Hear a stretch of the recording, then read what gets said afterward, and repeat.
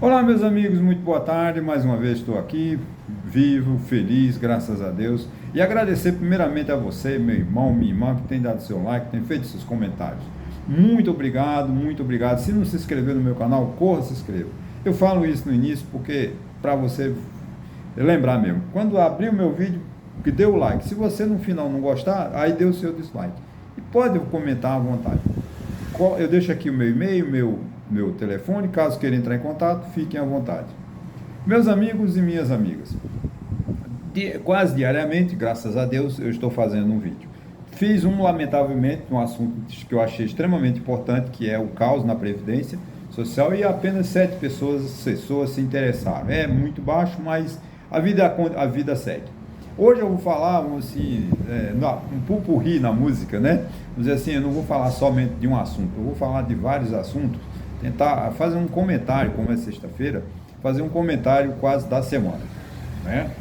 Ora bem, essa semana foi uma semana de muitas decisões políticas, né? O governo Lula deu, que eu acho uma afronta, ele ficou favorável, alegre, dizendo que as eleições na Venezuela foram marcadas para esse 28 de julho, data de aniversário, né, do Hugo Chávez, né, o primeiro ditador, né, venezuelano da era moderna, que nós já tivemos outros, né, e essa eleição, provavelmente o Lula disse que vai ser uma eleição tranquila, uma eleição sem adversários, porque se manter-se o status quo atual, como está na Venezuela, o Nicolás Maduro concorrerá, acho que pela 8ª ou 9ª vez, desculpa o exagero, concorrendo sozinho, sem par, porque ele caçou os direitos políticos de todos os supostos adversários.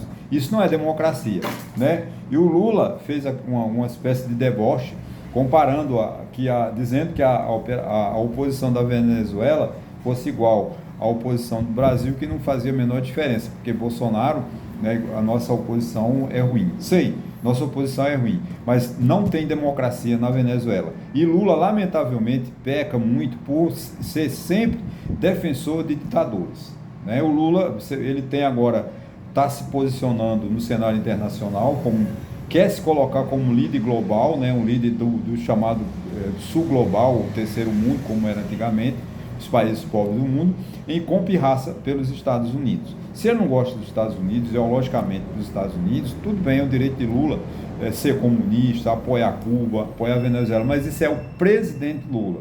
O presidente Lula tem que entender, quando ele fala sobre o presidente Lula, quando ele fala como presidente do Brasil e como chefe de Estado brasileiro. O Estado Democrático Brasileiro, o Estado Democrático de Direito, que se compõe a União Federativa do Brasil, a República Federativa do Brasil, não tem como fundamento apoiar ditadores como Nicolás Maduro, Putin, Xi Jinping e todos os outros, né?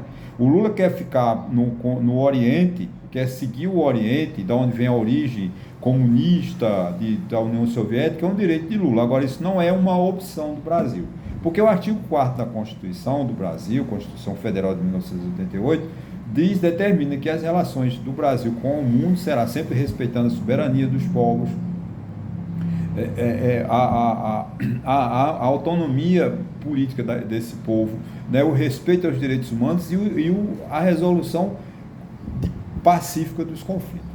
Então o Brasil tem uma diplomacia histórica, secular, voltada sempre para o diálogo, sempre para a formação de acordos internacionais, dos quais o Brasil faz parte de todos eles, graças a Deus, como signatário, né? Todas as cartas, o Tribunal Internacional, as cartas da ONU, todas as instituições da ONU, o Brasil tem parte, porque tem esse respeito no mundo. O presidente Lula, tem até a Vera, acho que é Vera Magalhães, Vera Magalhães é uma editora do jornal Globo, jornalista, colunista do jornal Globo. Ela disse que o governo Lula está desconectado com a realidade brasileira. E eu tenho que concordar com ela, porque o Lula precisa fazer uma releitura. E a esquerda brasileira precisa fazer uma releitura, porque o Brasil não é mais o Brasil dos sindicatos da década de 80, da década de 70, onde Lula surgiu. O PT precisa de se modernizar, o PT precisa de sair dessa coisa de querer o sindicato. O Brasil não é um sindicato. o trabalhador brasileiro, ele mudou a sua característica, né? O Brasil, a CLT está defasada há muitos anos e ninguém luta para reformar a CLT. Tivemos a reforma proposta por Michel Temer e que criou várias formas que ainda, mesmo assim, está aquém da necessidade, da modernidade da exigência do trabalhador. O trabalhador brasileiro não é mais aquele que quer ficar 8 horas numa empresa, trabalhando, ganhando salário miserável, né, sem direito a nada, sem direito à liberdade, sem direito à folga, sem direito à hora extra, porque tudo é camuflado. O trabalhador brasileiro ele quer ser autônomo, ele quer ser dono do seu próprio negócio, ele quer... Agora, é preciso que o governo trabalhe para ir ouvir essa sociedade, levar esse povo para a Previdência Social, porque a mão de obra no Brasil não se resume mais à CLT. A CLT não atende mais às necessidades do trabalhador brasileiro. Tendo em vista, você vê, nós temos mais de 65 milhões de brasileiros que estão fora do mercado de trabalho, porque as empresas não contratam pessoas, ou contratam muito novo, sem experiência, com salário miserável, que paga-se no Brasil, porque a política salarial no Brasil é baixíssima, né? E outra coisa, quando uma pessoa completa 50, 60 anos, também não é contratado, porque já é velho, ou já vem com outros hábitos, mas então peca-se muito por causa da falta de experiência, né? Outro dia estava lendo algumas matérias de headhunters, alegando que a mão de obra jovem, a chamada geração Z, não quer assumir responsabilidade, vão de forma vestidos inadequadamente, não querem cumprir horário, né? Leva o pai ou a mãe, né, para fazer a entrevista. Aí perguntaram para uma moça de 20 anos que levou a tia e a mãe para uma entrevista de trabalho e perguntaram a ela: por que você trouxe sua tia? Disse: porque minha tia tem experiência no mercado. Ora bolas, mas quem ia ser contratado não era a tia, era ela. Então você vê o nível de percepção, né, que está de carência, né, de informação de política de governo, né, política de Estado, vamos dizer assim. Porque a política de governo é o que o Lula está fazendo, né, quando ele se posiciona contra posições como ele assumiu em favor do Hamas lá, contra Israel, né, o apoio ostensivo à ditadura de Hugo Chávez, de Maduro, né? Hugo Chávez e Nicolás Maduro na Venezuela. Isso não é a posição de um governo brasileiro, é o governo do PT. A gente entende que o PT tem o direito de ser amigo de todos os ditadores do mundo, mas o Brasil não tem, como eu disse no início, essa vocação de apoiar ditaduras. O Brasil sempre preserva pela democracia, pela soberania dos povos, pelas eleições constantes, né? Conforme a gente está lá no artigo 60, parágrafo 4 da Constituição Brasileira, onde se respeita os direitos fundamentais, o voto livre, não obrigatório, né, o voto secreto, tudo isso são bandeiras que estão na nossa Constituição, que não é para a gente apoiar ditadores como na Venezuela, como Cuba, por exemplo, onde o povo vive sem direito de votar, sem escolher os seus governantes. Mas no Brasil tem governantes desastrosos, como foi Bolsonaro, mas erramos, não tiramos. Se Lula não melhorar, em 2026 ele não será reeleito, porque se ele sair da conexão como ele está se desconectando da realidade, porque Lula não está vivendo na realidade brasileira, ele está num discurso para atender a seus seguidores, ele não está ouvindo a sociedade, né? Ele está tomando posições que não é a posição da diplomacia brasileira, por exemplo. E isso vai trazer reflexo para ele lá em 2026. Porque a direita é uma realidade. Não é Bolsonaro, não será Bolsonaro o provável adversário de Lula em 2026. Mas vai surgir outro de direita tão radical, tão louco que nem o Bolsonaro, e pode ser que ele vença o Lula. Lula não pode se garantir que ele já está com a reeleição assegurada. É um ledo engano se ele acha que já pode fazer a política do PT porque ele já está 2026 assegurado. Não está, não. Ele tem que... agora, eu oro a Deus para que surja uma nova liderança. Não a liderança precária, ultrapassada, retrógrada, misógina, como foi a de Jair Bolsonaro. né, contra tudo, contra os direitos, né, contra a democracia. Um ditador, um golpista como foi Jair Bolsonaro. E os seguidores, como o Ronaldo Caiado, governador de Goiás. Não adianta o Ronaldo Caiado se pintar de bonzinho e vir candidato em 2026, não. Ele é golpista. Quando ele foi, no dia 25 de fevereiro, apoiar a manifestação de Bolsonaro na Avenida Paulista. O governador de Minas, lá, o Romeu Zema, é um golpista. O governador do Rio de Janeiro fugiu, não foi. Mas são golpistas. Quem apoia Jair Bolsonaro hoje é um golpista. Quem apoia o PL é golpista, porque o PL ajudou a Bolsonaro a fazer a tentativa de golpe, que não tem mais dúvida que houve uma tentativa de golpe. E o PL, naquela ação que ele tentou anular as urnas que davam a vitória a Bolsonaro, o que eles quis dizer? O PL de Valdemar Costa Neto jogou no escuro, mas ele estava sabendo que Bolsonaro queria um golpe de Estado. Então, todas as pessoas que são candidatos pelo partido do PL de Valdemar Costa Neto, que apoia Bolsonaro, são golpistas. E essas pessoas a gente não quer. Essa direita a gente não quer. Mas a gente quer uma direita ou quer um centro que faça oposição ao governo do PT. Eu não estou contra o governo do PT. Eu quero que Lula governe para o Brasil. Eu quero que ele tome posições no cenário internacional a favor do Brasil. Eu quero que ele governe para o Brasil e não governar somente para os partidos trabalhadores. Porque a esquerda está ultrapassada. A esquerda precisa se modernizar. O discurso da esquerda precisa melhorar.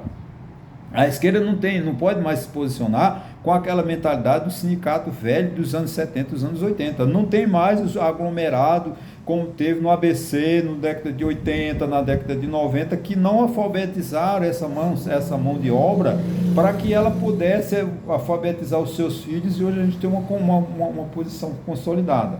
O que nós temos hoje são fragmentos e uma sociedade hiperavançada, com os trabalhos através dos instrumentos das redes sociais, né? Essa é a mentalidade, ler essa leitura, tirar esses autônomos, né? Trazer esses autônomos, 65 milhões de pessoas que estão fora da CLT, trazer para a CLT, trazer essa geração para contribuir para a Previdência Social, para que as pessoas possam ter uma aposentadoria digna e que a Previdência Social não tenha um déficit como tem de quase 8%, 10% do PIB. Né? Isso é um absurdo. Não podemos deixar achar uma CLT arcaica, um sindicalismo arcaico, um sindicalismo que você não tem concorrência. Você é obrigado a contribuir para o sindicato, você é obrigado a se filiar a um sindicato. Então o sindicalismo brasileiro precisa ser repensado. E isso não é essa esquerda que sempre esteve ao lado do sindicalismo, ela precisa se modernizar, porque da forma como está, o sindicalismo Brasil atual hoje não faz mais uma leitura da realidade brasileira.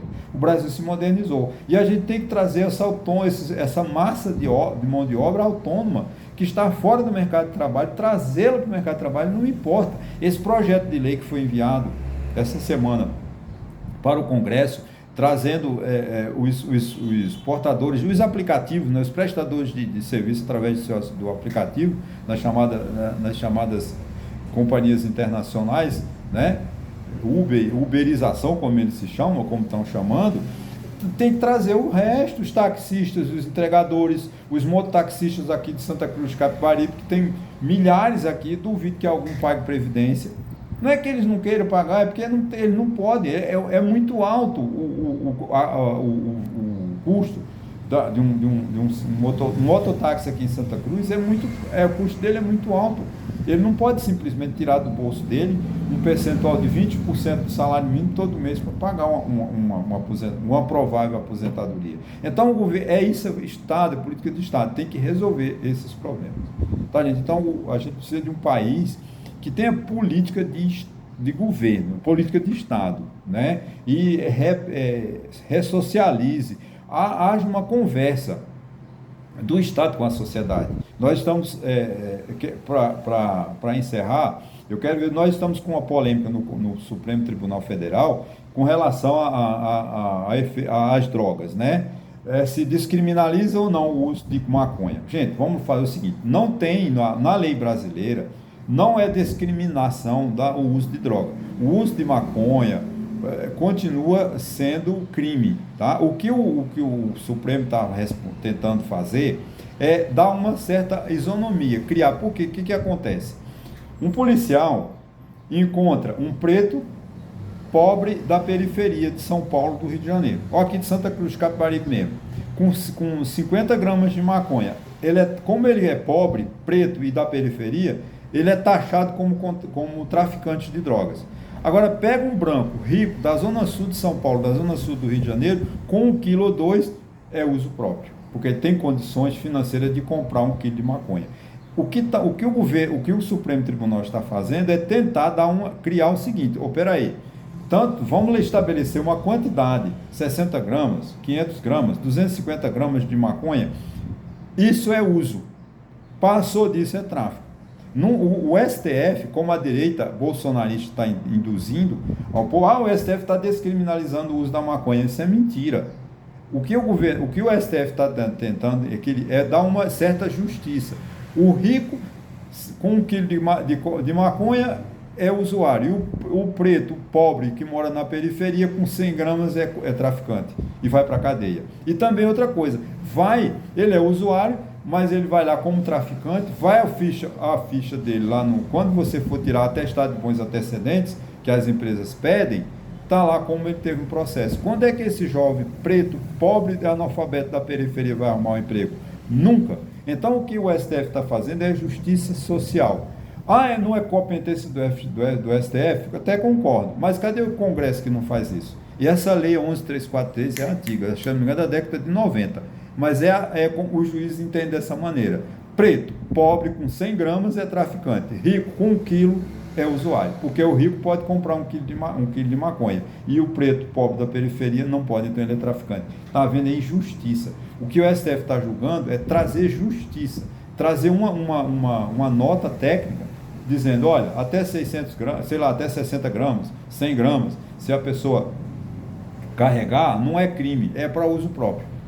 Compete ao Estado aplicar saúde pública para quê? Desviciar, para tirar essa pessoa do vício. Porque uma pessoa não pode ser presa porque ela está viciada numa determinada droga. Né? E é a função do Estado amparar as pessoas, não desamparar, como tem sido feito no Brasil no último momento. Então, essa questão do STF, que os bolsonaristas, porque o PT está... Primeiro, não é o PT. Segundo lugar, o STF não está descriminalizando o uso de droga. O que ele está fazendo é justiça para que os juízes não condenem pretos pobres da periferia com 100 gramas de maconha e absolvam o rico porque ele tem dinheiro para comprar 1 quilo de maconha porque mora na zona sul do Rio de Janeiro. É isso que a gente tem que entender. Ok, gente? Olha, muito obrigado e até a próxima.